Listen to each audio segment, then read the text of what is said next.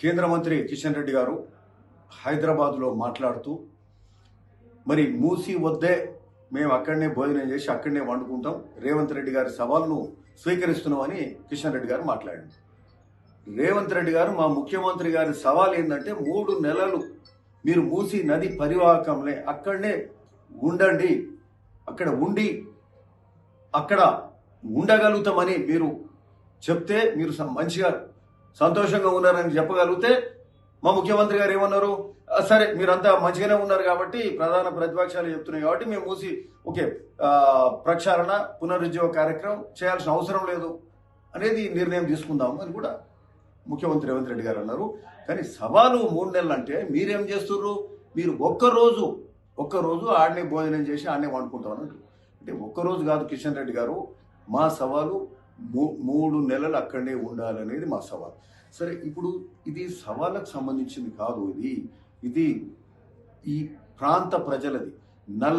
ఉమ్మడి నల్లగొండ జిల్లా ప్రజల సమస్య, రైతుల సమస్య, కుల వృత్తుల వాళ్ళ సమస్య, మత్స్యకారుల సమస్య, రజకుల సమస్య, నేతన్నల సమస్య, రైతు కూలీల సమస్య, కాలుష్యమైన నీళ్ళు ఈ ప్రాంతం గుండా పోతుంటే అనేక మంది ఏళ్ల నుంచి దశాబ్దాల నుంచి ఇబ్బంది పడుతుంటే దీన్ని రాజకీయం చేయకండి అని పదే ఉమ్మడి నల్గొండ జిల్లా వాసులు మొత్తుకుంటున్నారు.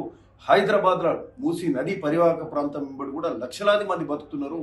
తెలంగాణ ప్రతి ఇంటి నుంచి కూడా హైదరాబాద్లో ఎవరో ఒకరు ఉంటారు.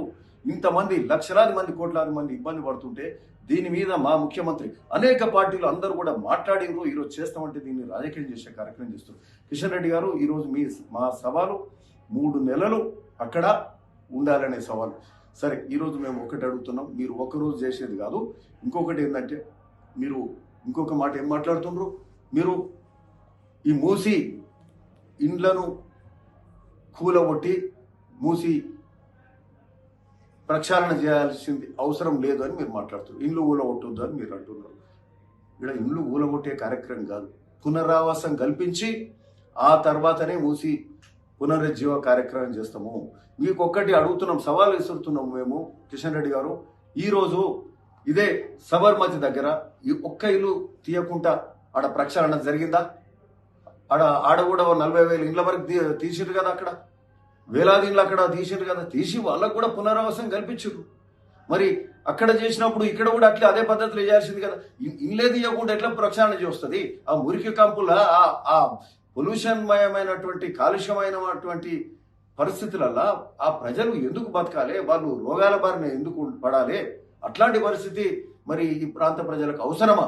ఈరోజు సబరిమతలే చేసినాం. మీరు కిషన్ రెడ్డి గారు, మీకు ఒకటే సవాల్ విసురుతున్నాం మేము. ఈరోజు మీరు ఇక్కడ కాదు పడుకునేది, మీరు ఢిల్లీకి పోయి మోడీ దగ్గర అక్కడ పడుకోండి, అక్కడ మాట్లాడండి, ఆడ పడిగాపులు పడండి, అక్కడ మోడీ దగ్గర మాట్లాడండి.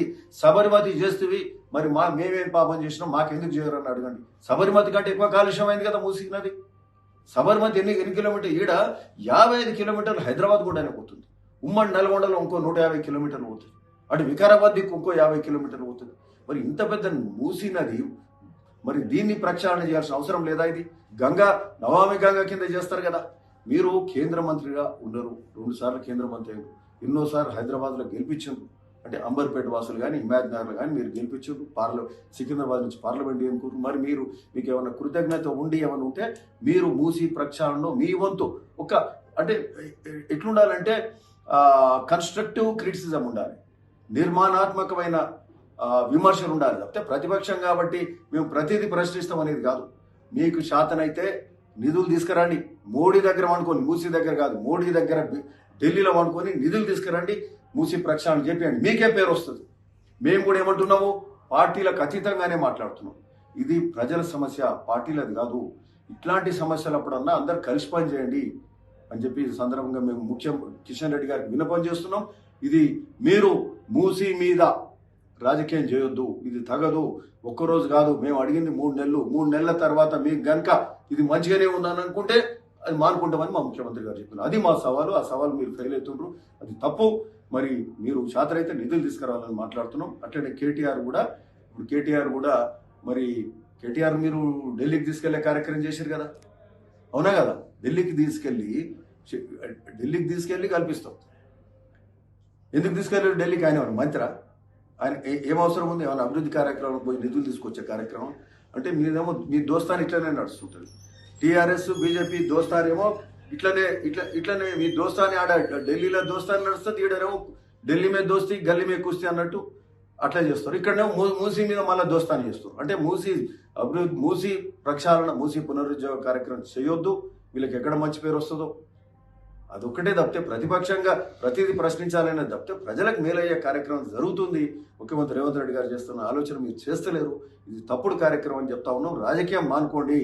మీరు శాతనైతే నిధులు తీసుకొచ్చి ఈ కార్యక్రమం గొప్పగా చేసేలాగా అందరూ సహకరించాల్సిందిగా మేము కోరుతా ఉన్నాం. Thank you.